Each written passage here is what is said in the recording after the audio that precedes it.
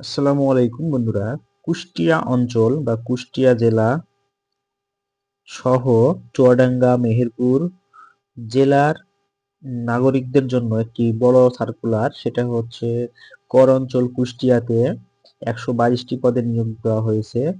সে নিয়োগের আবেদন শুরু হয়েছে ইতিমধ্যেই। ডেডলাইন আগামী 3 জুন 2026, অর্থাৎ অল্প কিছুদিন সময় আছে। আপনারা যারা আবেদন এখনো করেননি তারা আবেদন করে ফেলবেন। কম্পিউটার অপারেটর 1, প্রধান সহকারী 22, উচ্চমান সহকারী 22, মুদ্রাক্ষরিক কাম কম্পিউটার অপারেটর 23, অফিস সহকারী কাম কম্পিউটার 27, অফিস সহায়ক 27। মানে একটা বিশাল সার্কুলার।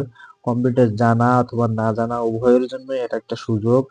এসএসসি পাস থেকে আবেদন করতে পারবেন বন্ধুরা। 13 থেকে 20তম গ্রেডের এই চাকরিটি লুঠে নিতে এখনই আবেদন করে ফেলুন এবং প্রস্তুতিমূলক ভিডিও পেতে আমাদের জবস হেল্পলাইন পেজের সাথেই থাকুন। ধন্যবাদ।